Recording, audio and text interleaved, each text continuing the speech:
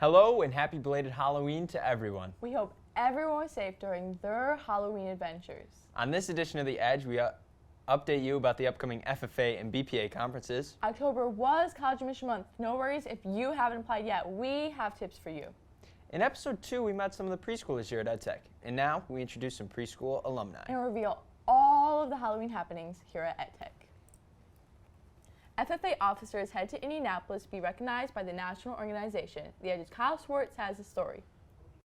Those involved in the FFA competition get treated this week. 9 students in ag science get the privilege of going to Indianapolis to receive their awards and go to other events on top of that. While we're at nationals, we have so many different events going on.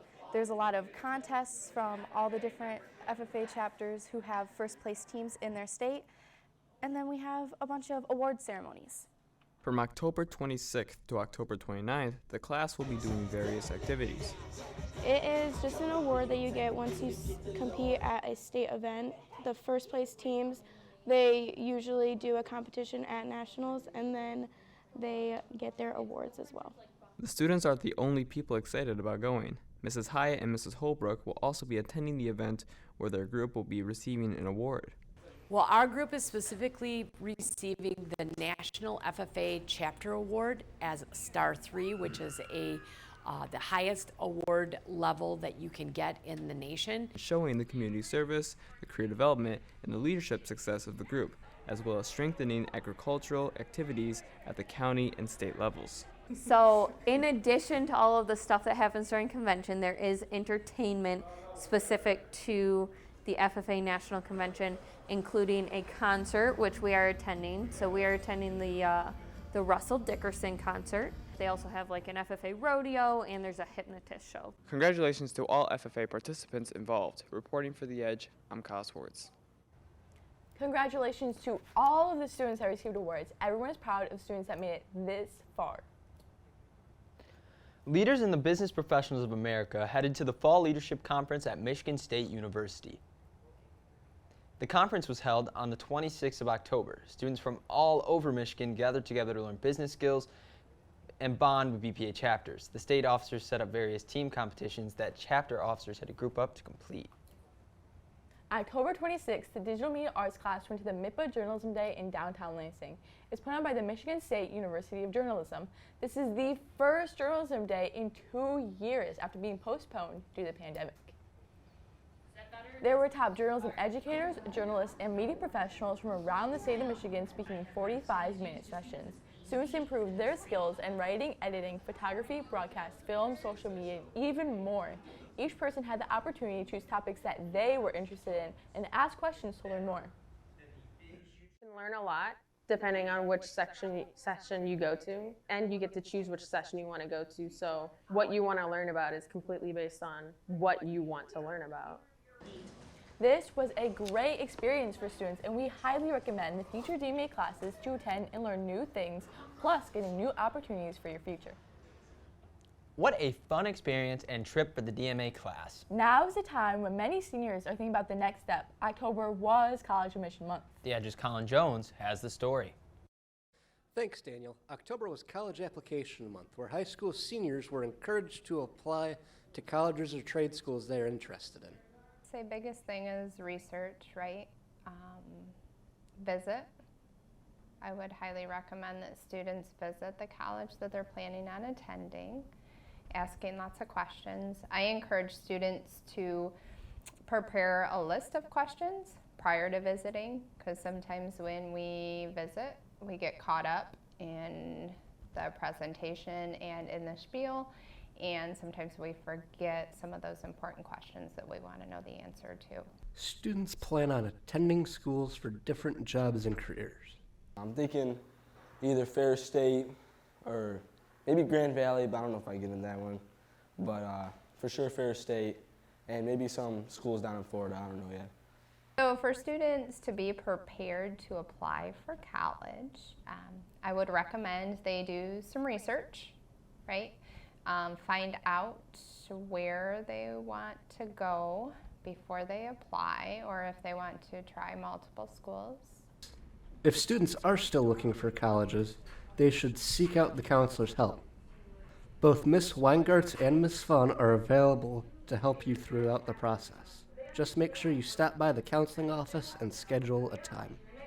I applied for Ag Industries in their Ed-Tech program for 2 years. Just because October was college application month, it doesn't mean you can't start. If you haven't started, don't worry, it isn't too late. Reporting for The Edge, I'm Colin Jones.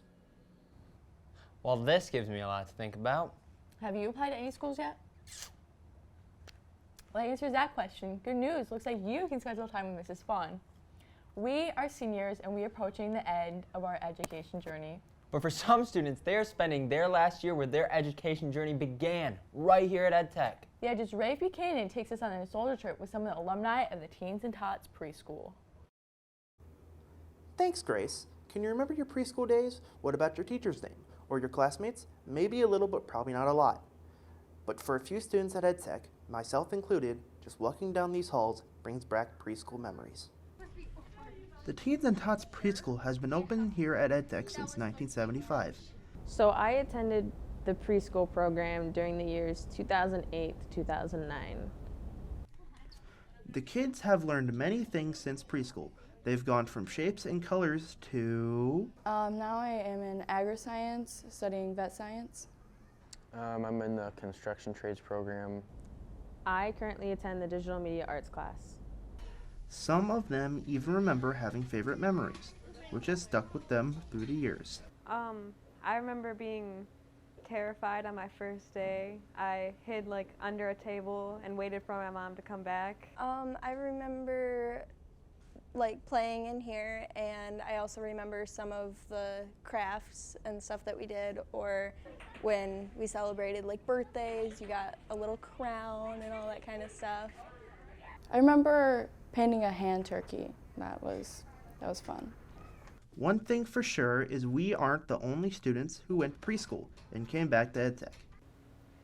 Yeah, it's definitely strange to see it because, you know, you were once in that same position and now you're older.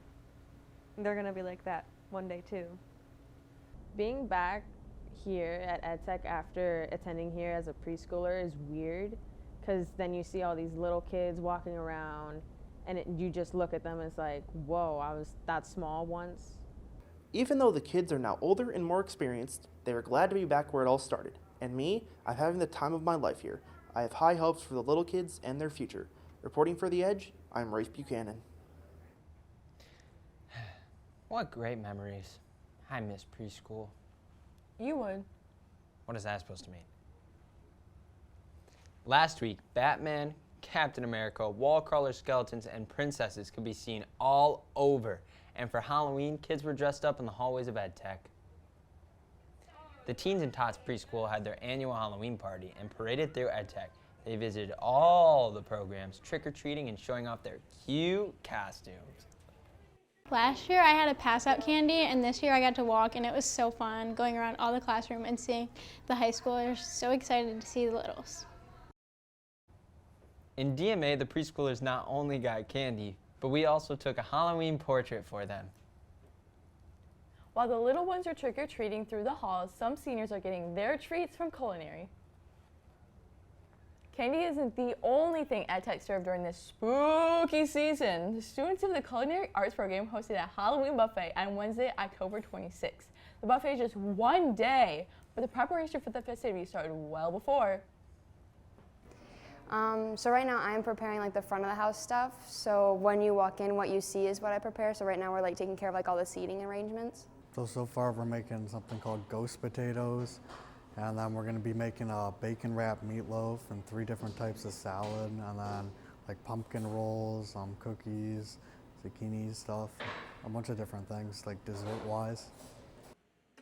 Is one of the many holidays the culinary class decorates and celebrates with their skills in food making. They're doing another buffet in December for the holiday season. We've talked Halloween for preschoolers and all the goodies that come along with it. But what can teenagers do for Halloween now that they might have grown out of trick-or-treating? Our reporter Nathan DeFano has the sweet story for us. Thank you, Daniel. Halloween is so popular that it is only second to Christmas in the amount of money people spend. We wanted to know what teenagers liked about Halloween the most. Is it the candy, the costumes, or is it the haunted houses?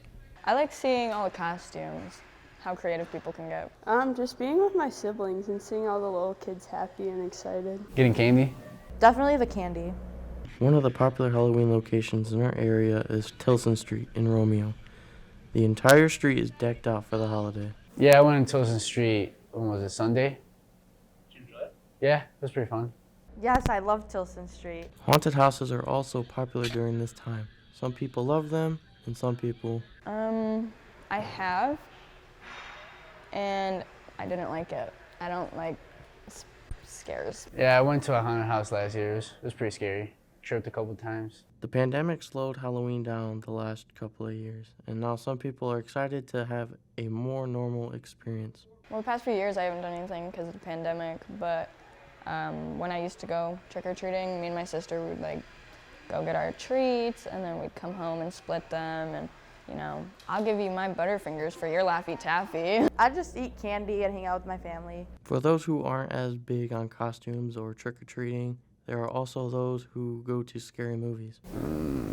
Scary movie. It. Definitely the Haunted Mansion on Disney. One of my go-to favorite scary movies would be A Haunted House.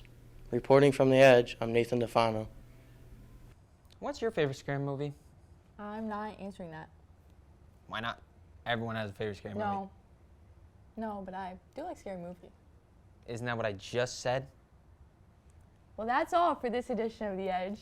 Make sure you follow us on our Facebook, Snapchat, Instagram, Twitter, and TikTok at The Edge LC. I'm Daniel Guthrie. I'm Grace Belisle, signing off. You want to play a game?